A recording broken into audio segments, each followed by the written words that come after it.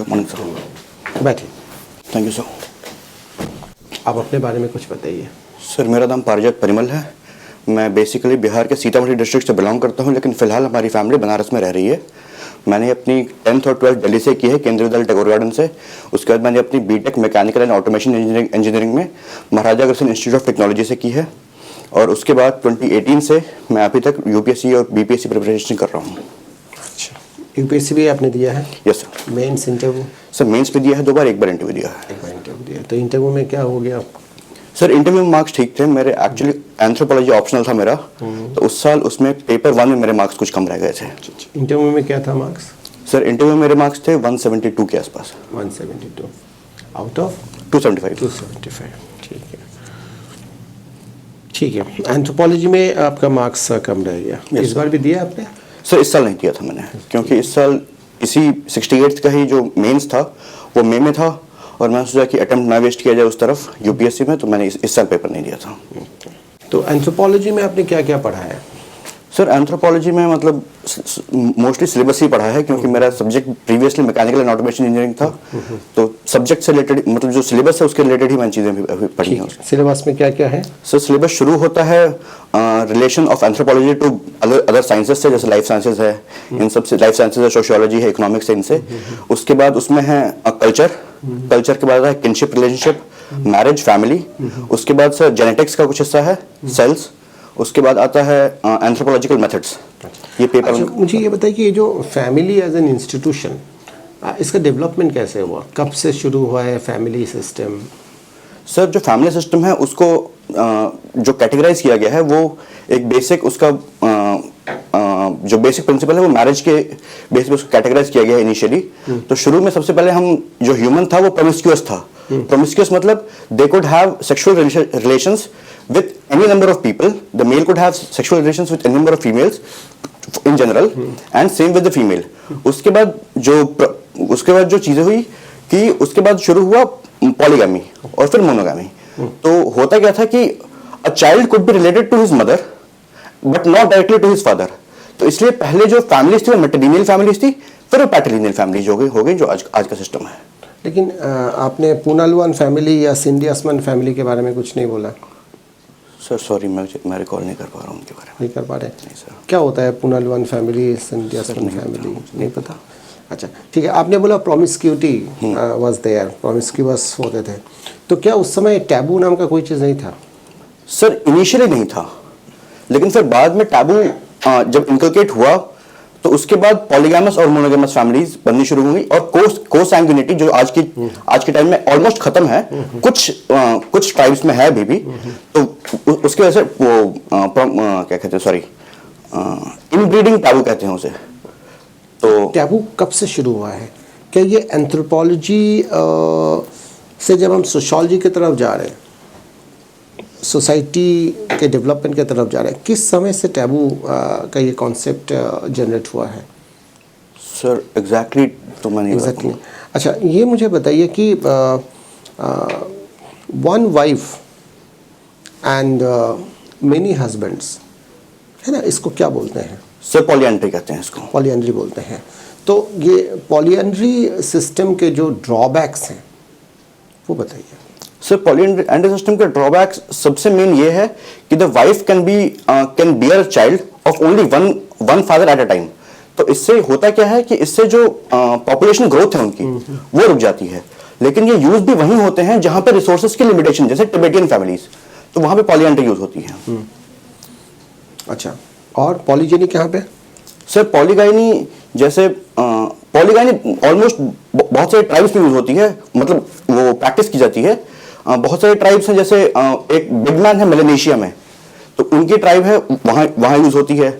उसके बाद इंडिया में भी ट्राइब्स हैं बहुत सारी। मतलब वो तो टाइप्स बोल रहा है, अब मैं कह रहा हूँ कि कहाँ पे किस समय ये सिस्टम प्रोमिनेंट होता है, ये प्रिवेलेंट होता है सोसाइटी में?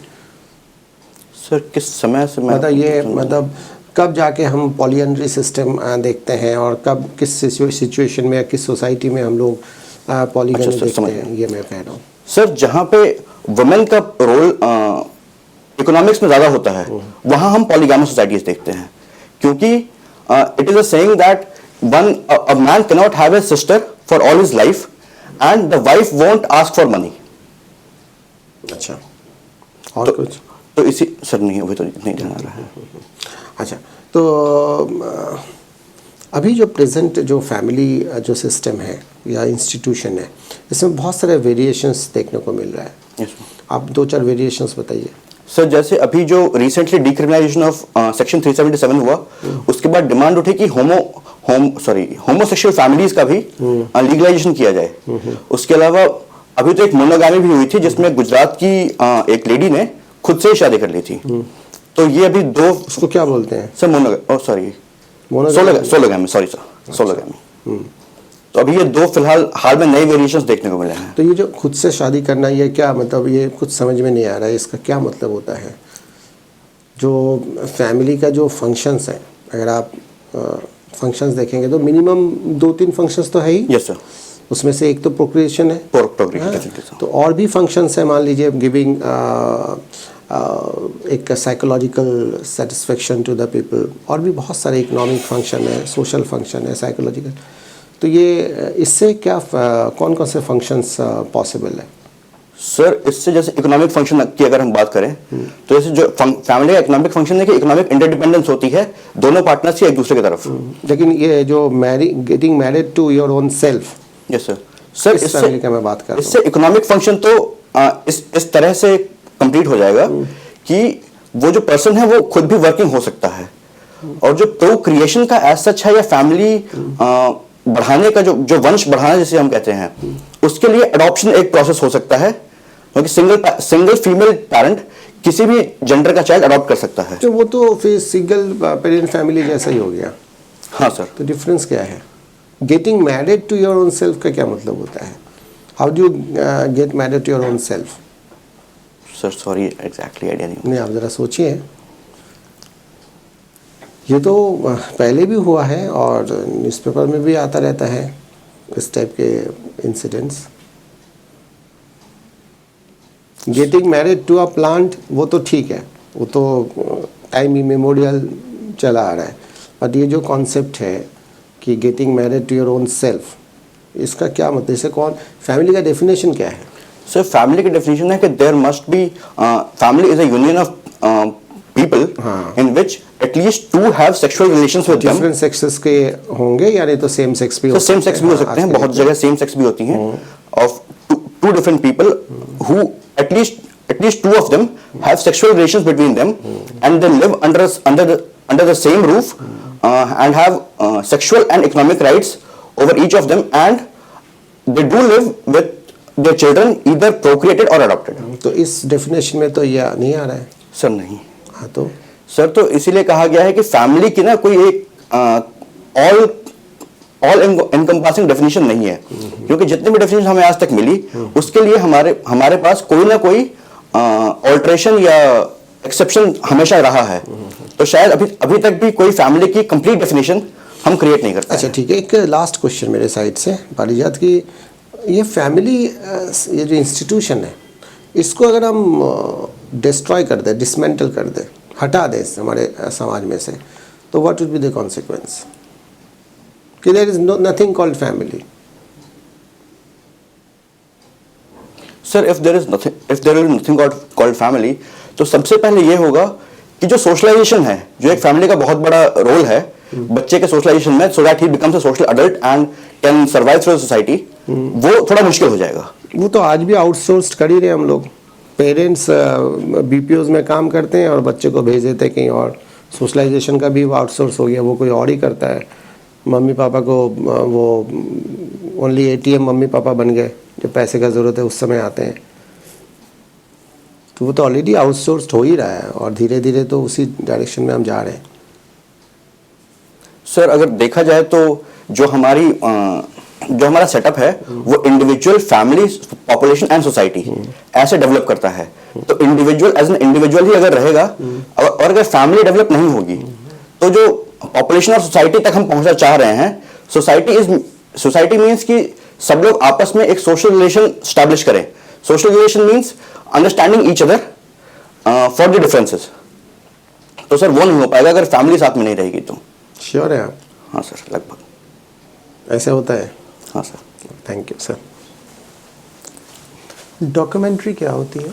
सर डॉक्यूमेंट्री एक टाइप की फिल्म होती है जो फीचर फिल्म से इस तरह अलग होती है कि उसमें जो कैरेक्टर्स होते हैं वो एक्चुअल पीपल होते हैं जिनके बारे में डॉक्यूमेंट्री बनाई जा रही है, ना कि फीचर फिल्म जैसे जिसमें प्रोफेशनल एक्टर्स यूज किए जाते हैं। ठीक है, और भी कुछ डिफरेंस है? ड्यूरेशन का डिफरेंस है? सर ड्यूरेशन इनिशियली जब डॉक्यूमेंट्रीज बननी शुरू हुई थी तो उनका ड्यूरेशन मैक्सिमम 2 मिनट हुआ करता था, ये 1898 की बात है। लेकिन अब डॉक्यूमेंट्रीज इवन 3-4 घंटे की भी आती हैं, और एक डॉक्यूमेंट्री थी जिसमें एक आदमी ने अपनी ही लाइफ डॉक्यूमेंट की हुई थी, दैट वो उसका टोटल ड्यूरेशन शूटिंग का 33 इयर्स था। ठीक है, क्या नाम था उस डॉक्यूमेंट्री का जिसके आप सर बात कर मुझे रहे एग्जैक्टली नाम ध्यान नहीं आ रहा है तो हैं? कुछ डॉक्यूमेंट्रीज के आप नाम बता सकते हैं इंडियन सर डेफिनेटली जिन्हें ऑस्कर मिला हुआ है? सर फिलहाल एक जो अभी हाल में डॉक्यूमेंट्री थी द एलिफेंट विस्परर्स, उसको ऑस्कर मिला हुआ था। और कोई? सर अभी ध्यान नहीं आ रहा, सॉरी। अच्छा, तो एलिफेंट विस्परर्स कौन है डायरेक्टर प्रोड्यूसर इसके? सर एग्जैक्टली नाम ध्यान नहीं है, लेकिन they belong to south of India. South of India, yes. Okay. Director की आप बात कर रहे हैं, डायरेक्टर प्रोड्यूसर की, या जो actors, sorry sir, actors are from south of India, director producer मुझे ध्यान क्या नहीं। बैकग्राउंड है इसका एलिफेंट विस्परर्स का? सर एलिफेंट विस्परर्स वो लोग हैं जिन्हें हम बेसिकली महावत कहते हैं। तो ये वो लोग हैं जो केरला में जो एलिफेंट्स हैं उनको रियर करते थे, कि उनके बारे में डॉक्यूमेंट्री है। एलिफेंट्स को रियर करते थे, ऐसा है क्या? यस। अच्छा, और भी कुछ है? चलिए मैं मान लेता हूँ रियर, और भी कुछ है? सर अभी तो फिलहाल यही याद आ रहा है। प्रोजेक्ट एलिफेंट के बारे में पढ़ा होगा आपने? Yes sir. कब आई थी ये प्रोजेक्ट? सर ये मुझे एग्जैक्टली तो ध्यान नहीं है, लेकिन जो मेरे दिमाग में आइडिया है वो 1973 में आया था। That was project tiger. Oh yes. यहाँ पे हम लोग प्रोजेक्ट एलिफेंट की बात कर रहे हैं, ठीक है ना? प्रोजेक्ट एलिफेंट के मेजर कंपोनेंट्स क्या हैं, ये आप बता सकते हैं? कौन कौन सी एक्टिविटीज इन्वॉल्व है उसमें? सर प्रोजेक्ट एलिफेंट में जो सबसे मेन चीज इन्वॉल्व है वो है एक elephant corridor to reduce the human and elephant conflict. ठीक, हाँ, नेक्स्ट।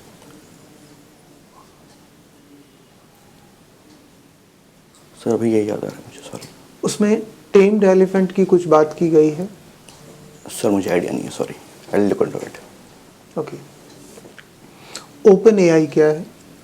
सर ओपन एआई एक सॉफ्टवेयर फर्म है जिसने भी फिलहाल हाल में ही चैट जीपीटी का सॉफ्टवेयर बनाया है, which is an LLM, large language model है जो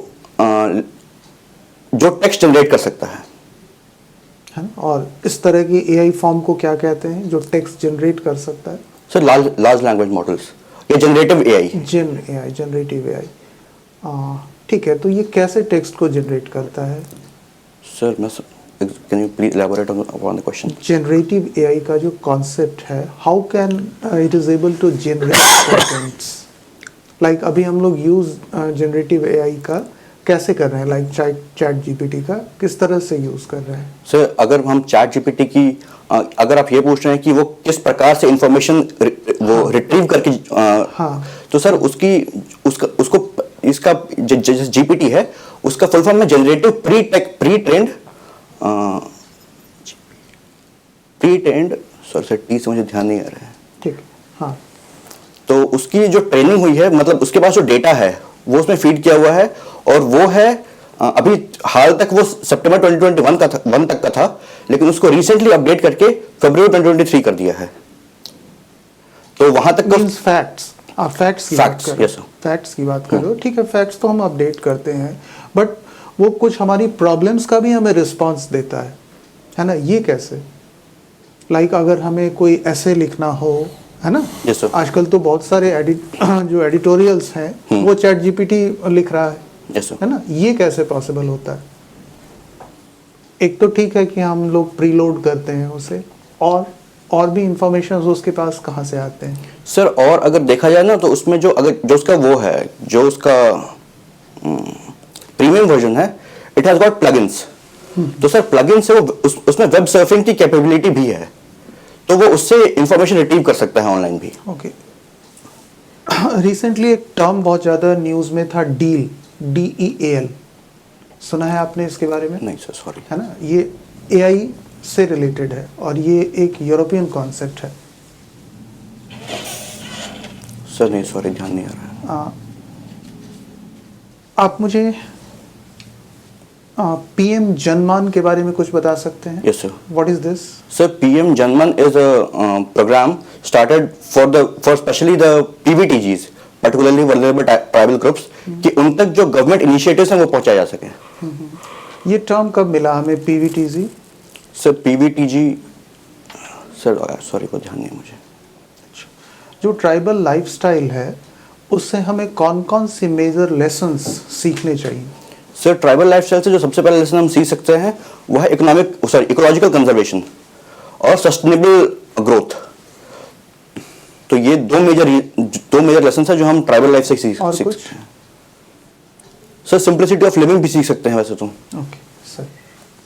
आपने सस्टेनेबल ग्रोथ की बात किया, तो पूरे इंडिया में फॉरेस्ट का इतना डिग्रेडेशन कैसे हो गया? वो तो ज़्यादातर फॉरेस्ट जो था आदिवासी डोमिनेटेड एरिया में है। जी सर। उसको तो और बढ़ जाना चाहिए था। जी सर। तो उसका डिग्रेडेशन कैसे हो गया? सर उसका डिग्रेडेशन अगर देखा जाए तो यूं हुआ क्योंकि जो इंडस्ट्री डेवलप होनी शुरू हुई और जो माइनिंग एरियाज क्रिएट होने शुरू हुए वो ट्राइबल एरियाज में ही हुए। तो उस वजह से वहाँ पे जो वर्ड है उसका इंडस्ट्रियल नोमैडिज्म वो बढ़ने लगा। तो जब इंडस्ट्रियल नोमैडिज्म बढ़ने लगा तो वहाँ से ट्राइबल्स मूव आउट करने शुरू हो गए और उनका जो इनिशियल एम्प्लॉयमेंट का लाइवलीहुड का सोर्स था वो खत्म होने लगा। तो इस वजह से और डेवलपमेंट को फास्टनिंग करने के लिए हमने कंजर्वेशन पर ध्यान नहीं दिया इनिशियली और इस वजह से जो इंडिया का फॉरेस्ट लैंडस्केप है वो कम होने लगा। तो झारखंड में जो सारंडा का फॉरेस्ट था, वो फॉरेस्ट झारखंड मूवमेंट सुने होंगे, जिसमें पेड़ों को काट देता था, काट करके छोड़ देता था, आग लगा देता था। तो उसका इससे क्या संबंध है जो आपने अभी परिभाषा दिया? उसके चलते इंडस्ट्रियलाइजेशन के चलते फॉरेस्ट खत्म हो गया। वो झारखंड मूवमेंट जो था वो उससे क्या लेना देना था इसको, इंडस्ट्री को? वो तो वहाँ का आदिवासी ही काट करके पूरे जंगल में आग लगा दे रहा था। सर वो उनका स्लैश एंड बर्न टेक्निक थी। नहीं, इसमें अलग चीज़ है। ओके सर फिर इसके बारे में वो सर तो मुझे आइडिया नहीं। झूम कल्टीवेशन होता है। हाँ, फिर वो झूम वो नहीं, पूरा सारंडा जो वर्ल्ड का सबसे बेस्ट साल्ट फॉरेस्ट था वो खत्म हो गया करीब। वो झारखंड आंदोलन के चलते वहाँ का पेड़ को काट करके जितना निकाला से निकाला, बेचा से बेचा, शेष में आग लगा दिया। नतीजा ये हुआ कि जो वहाँ का साल का जो फॉरेस्ट था जिसका नेचुरल रिजेनेरेशन होता था और वर्ल्ड का सबसे बेस्ट साल फॉरेस्ट गिना जाता था, आज बर्बादी के कगार पर पहुँच गया। सर सॉरी, इस बारे में मैं रिलेट नहीं कर पाऊंगा क्योंकि मैं इस फैक्ट से अवेयर नहीं हूँ कम्प्लीटली। आपने हाथी के बारे में बात किया, तो हाथी का कितना वैरायटी इंडिया में मिलता है? सर सॉरी, ध्यान नहीं है। वाइल्ड लाइफ एक एमिनेंट वाइल्ड लाइफर है जो पीएम मोदी के साथ एक डॉक्यूमेंट्री टाइप ऑफ फिल्म बनाए हैं। वो एमिनेंट वाइल्ड लाइफर का नाम क्या है? सर नहीं, ध्यान नहीं है, सॉरी। एक जूलॉजिस्ट और एमिनेंट वाइल्ड लाइफर शूटिंग के दौरान ही जिस वाइल्ड लाइफ के साथ वो शूटिंग कर रहे थे उसी के द्वारा एक्सीडेंट में मारे गए। वो कौन थे? सर मुझे सरनेम याद आ रहा है, ऑस्टिन सरनेम था। वो ऑस्ट्रेलियन वाइल्ड लाइफर थे, नैट जियो पे आया करते थे और क्रोकोडाइल्स के एक्सीडेंट से उनकी डेथ हो गई थी। क्रोकोडाइल से श्योर है? हाँ सर, रेप्टाइल ही था, क्रोकोडाइल था या नहीं मुझे एग्जैक्टली। रेप्टाइल था? हाँ सर, रेप्टाइल था डेफिनेटली। श्योर है? हाँ सर। देखे हैं उसको? हाँ सर, मतलब डेथ तो नहीं देखी लेकिन हाँ मैंने उनके शोज देखे हैं नैट जियो पे। वो तो क्रोकोडाइल के साथ उनका ज़्यादा ही था, लेकिन जो फाइनली उनका डेथ हुआ वो कैसे हुआ? एक्सीडेंट में डेथ हुआ, वाइल्ड लाइफ के साथ ही डेथ हुआ। सर जहाँ तक मुझे याद आ रहा है उनके बेटे की भी उसके बाद डॉक्यूमेंट्री आई थी, मतलब एक इंटरव्यू था नैट जियो पे, तो उसमें वो कह रहे थे कि my father died what he loved doing. तो सर मैं उससे अज्यूम कर रहा हूँ कि उनकी डेथ क्रोकोडाइल। एक्चुअल इन्फॉर्मेशन नहीं, इसका मतलब बिहार गवर्नमेंट, आपने पोस्ट प्रेफरेंस दिया है डीएसपी का। Yes sir. तो बिहार गवर्नमेंट का मिशन सुरक्षा क्या है? सर सॉरी, ध्यान नहीं है मुझे। आपके मान लीजिए पोस्टिंग हो जाएगी यहाँ पर डीएसपी में किसी अनुमंडल में, तो अपराध पर नियंत्रण करने के लिए आप क्या क्या अपने से, यदि आपको बिहार गवर्नमेंट का सुरक्षा नहीं पता है मिशन, तो अपने से क्या इनिशिएटिव ले दीजिएगा अपराध के नियंत्रण के लिए, जिसे कोरिलेट करेंगे हम आपके इमेजिनेशन पावर को कि बिहार गवर्नमेंट ने उस सबको सम्मानित किया है कि नहीं किया है। सर उसके लिए जैसे कुछ चीज़ें की जा सकती हैं। सबसे पहले तो हम ये पॉइंट बात से नहीं, पॉइंट पर Point बताइए कि इस पॉइंट पर हम वर्क करेंगे, क्योंकि हम कोरिलेट करेंगे आपके कथन को मिशन सुरक्षा से, उसमें आया कि नहीं आया।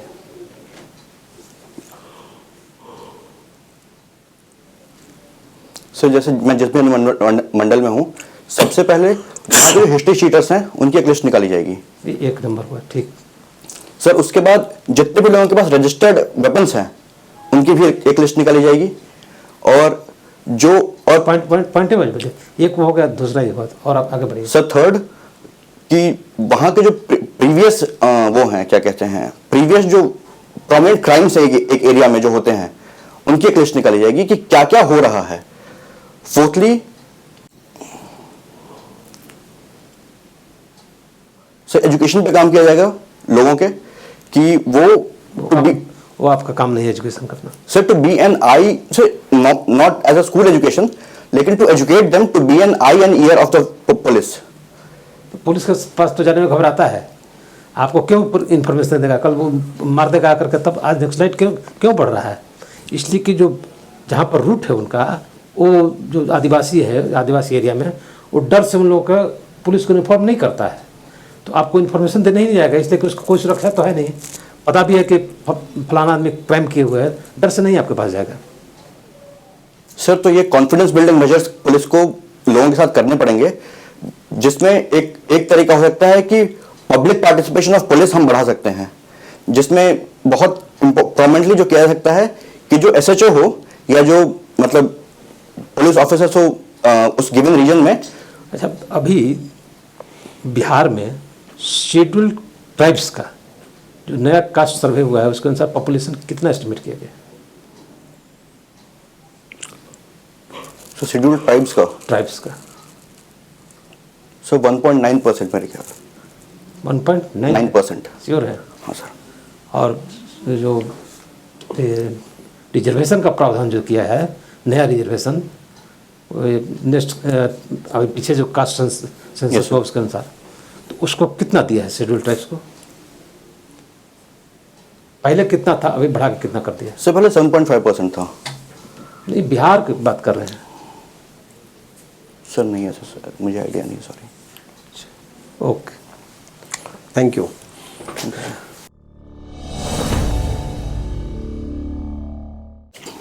आपका कब है इंटरव्यू? सर कल ही 11 तारीख है ना? हाँ सर। ठीक है। देखो ओवरऑल परफॉर्मेंस अच्छा है, ऑलरेडी आपने एक बार यूपीएससी का इंटरव्यू दिया है and you got good marks. यहाँ पे आई थिंक बटन बाद में ओपन किया आपने। हाँ सर, वो बैठ गया था तो फिर मुझे ध्यान आया कि बटन ओपन करना रह गया था। और शायद आपको पता है कि यहाँ पे हम लोग नेम और डिस्ट्रिक्ट नहीं बताते हैं ना, तो ये आप अवॉइड करना। ठीक है सर। जनरल 1-2 पॉइंट है, कल आपका है तो अब तो 24 घंटा भी नहीं है। आपको एक तो ना थोड़ा सा टेम्पो को स्लो कर देना, बहुत फास्ट हो रहा है। सर ये मैंने स्लो करने की कोशिश की है तब ये हुआ है। और स्लो करूं? और स्लो करना पड़ेगा, क्योंकि उससे क्या हो रहा है ना कि आपका लिसनिंग पोर हो रहा है। In fact you are almost interrupted sir. हाँ सर, वो मैंने ऑलमोस्ट, क्योंकि वो आपके फ्लो के वजह से, क्योंकि आपका कंट्रोल नहीं है, जिस वजह से लिसनिंग, क्योंकि दोनों एक साथ नहीं हो सकते। हाँ, फास्ट होगा तो लिसनिंग पोर होगा, है ना। और इससे क्या हो रहा है, ये जो फास्ट आप बोल रहे हैं, लिसनिंग पोर होने के कारण आपका प्रोसेसिंग ठीक से नहीं हो रहा है।